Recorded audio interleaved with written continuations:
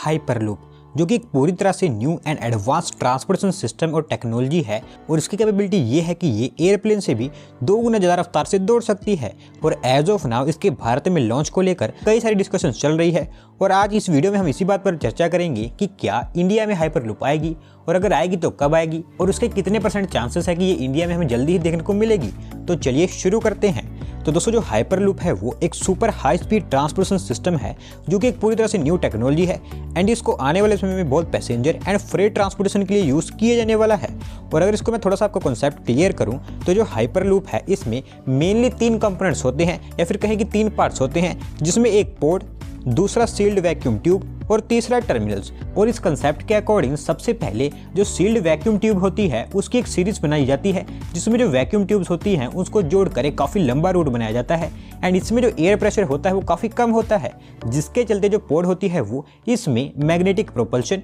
और aerodynamic method का इस्तेमाल करके काफ़ी तेजी से ऑपरेट हो सकती है, जिसकी स्पीड 1000 से लेकर 1200 किलोमीटर पर आवर तक मानी जाती है। और एज ऑफ नाउ वर्ल्ड में कुछ गिनी चुनी कंपनीज ही हैं जो कि हाइपरलूप टेक्नोलॉजी को एक्सप्लोर करने में लगी हुई है, जिसमें सबसे आगे नाम वर्जिन हाइपरलूप जो कि एक अमेरिकन कंपनी है उसका आता है। एंड यही दोस्तों कंपनी है जो हमारे देश में जो हाइपरलूप है उसको इंट्रोड्यूस करने में लगी हुई है। और एज ऑफ नाउ हमारे देश में 3 स्टेट गवर्नमेंट्स और 3 स्टेट्स में हाइपरलूप को लेकर बातें चल रही हैं, जिनके बारे में डिटेल में जानते हैं। तो दोस्तों, सबसे पहले बात करते हैं मुंबई पुणे हाइपरलूप के बारे में। तो महाराष्ट्र में जो हाइपरलूप है उसको इंट्रोड्यूस करने के लिए फरवरी 2018 में जो मैग्नेटिक महाराष्ट्र कन्वर्जेंस हुआ था, वहां पर जो वर्जिन हाइपरलूप थी उनके द्वारा उनके प्लान अनाउंस किए गए थे कि वो महाराष्ट्र में मुंबई से पुणे के बीच में जो हाइपरलूप टेक्नोलॉजी है उसको डिप्लॉय करेंगे, जिसके चलते माना जा रहा है कि मुंबई से पुणे के बीच में जो ट्रैवलिंग टाइम है वो कम होकर 25 मिनट्स का रह जाएगा, जो कि currently by road 3 hours 25 minutes का है। और क्योंकि उस समय इसकी बातें काफी बढ़ चढ़कर हो रही थी तो इसके जो प्लान थे उसको थोड़ा सा आगे भी किया गया था,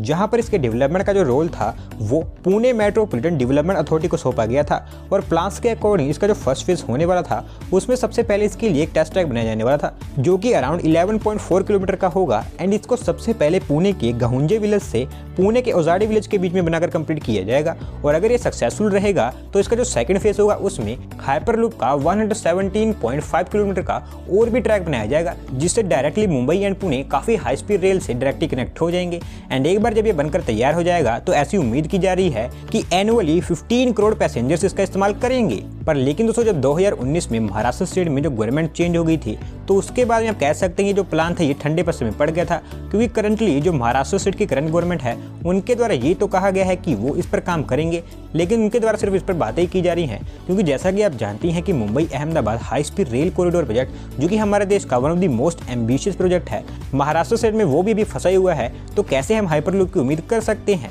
और वहीं महाराष्ट्र की जो करंट गवर्नमेंट है वो 2024 तक पावर में रहने वाली है। और मेरे ओपिनियन में करंटली महाराष्ट्र स्टेट की जो गवर्नमेंट चल रही है उनका हाइपरलूप को डेवलप करने में कोई भी इंटरेस्ट नहीं है। और जब तक महाराष्ट्र स्टेट में कोई लीडरशिप चेंज नहीं होगी तब तक मेरे ओपिनियन में हमें महाराष्ट्र स्टेट में हाइपरलूप पर कोई भी काम देखने को नहीं मिलेगा। और यहाँ पर दोस्तों मैं किसी पॉलिटिकल पार्टी को टारगेट नहीं कर रहा हूँ, यहाँ पर जो सिर्फ फैक्ट्स हैं उनके बारे में बात कर रहा हूँ। तो दोस्तों अब बात करते हैं अमृतसर चंडीगढ़ हाइपरलूप के बारे में। तो दोस्तों ये भी हमारे देश का one of the most ambitious और one of the propose hyperloop project है, जिसको हमारी नॉर्दर्न स्टेट पंजाब में प्लान किया गया था। एंड पंजाब में इसके इंट्रोडक्शन के लिए जो पंजाब गवर्नमेंट थी उन्होंने वर्जिन हाइपरलूप के साथ में 2019 में एमओयू साइन किया था, जिसके अकॉर्डिंग उनका प्लान था कि जो वर्जिन हाइपरलूप होगी इसको यूनियन टेरिटरी चंडीगढ़ से पंजाब की रिलीजियस सिटी अमृतसर तक वाया लुधियाना बनाया जाएगा। और जब ये हाइपरलूप एक बार पंजाब स्टेट में बनकर तैयार हो जाएगी तो चंडीगढ़ से अमृतसर के बीच में जो ट्रैवलिंग टाइम है वो 30 मिनट्स का रह जाएगा, जो कि करंटली बाय रोड 5 घंटे तक का है। और वहीं दोस्तों अभी ये प्लान भी जो है वो ठंडे बस्ते में है,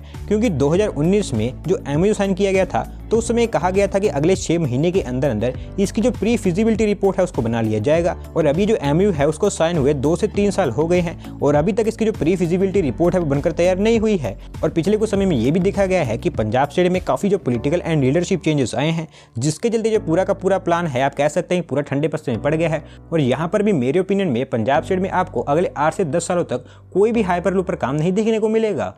अगला है दोस्तों Bengaluru centre to airport hyperloop. तो दोस्तों हमारे देश में जितने भी हाइपरलूप प्रपोज किए गए हैं उसमें से सबसे न्यूएस्ट प्लान है, जिसके अकॉर्डिंग जो हाइपरलूप होगी इसको बेंगलुरु सिटी सेंटर से केम्पेगौड़ा इंटरनेशनल एयरपोर्ट के बीच में बनाया जाने वाला है। और इसके लिए जो MOU है वो भी लास्ट ईयर ही साइन किया गया है, जो कि virgin hyperloop and Bengaluru international airport limited के बीच में साइन किया गया था। और इसके प्लान्स के अकॉर्डिंग जब एक बार ये जो वर्जिन हाइपरलूप कर्नाटका स्टेट में बनकर तैयार हो जाएगी तो बेंगलुरु सिटी सेंटर से केम्पेगौड़ा इंटरनेशनल एयरपोर्ट के बीच में जो रास्ता है उसको सिर्फ 10 मिनट में ही कंप्लीट किया जाएगा, जबकि बाय रोड अभी 1.5 से 2 घंटे लगते हैं। लेकिन दोस्तों मैं वैसे आपको बता दूं कि बेंगलुरु सिटी सेंटर से जो केम्पेगौड़ा इंटरनेशनल एयरपोर्ट तक का रास्ता है वो इतना दूर तो नहीं है, लेकिन जो बेंगलुरु सिटी है वो वर्ल्ड की वर्स्ट ट्रैफिक लिस्ट वाली सिटी में पहले नंबर पर आती है, जिसके चलते इस रूट के बीच में काफी ज्यादा ट्रैफिक देखने को मिलता है। और ये जो MOU साइन किया गया था इसका मेन कारण यही था कि जो ट्रैफिक है इसको रिड्यूस करने के लिए एक न्यू जो ट्रांसपोर्टेशन सिस्टम है उसको बना दिया जाए। और वहीं जब ये MOU साइन किया गया था तो उस समय ये डिसाइड किया गया था कि इस प्रोजेक्ट की जो प्री फिजिबिलिटी रिपोर्ट होगी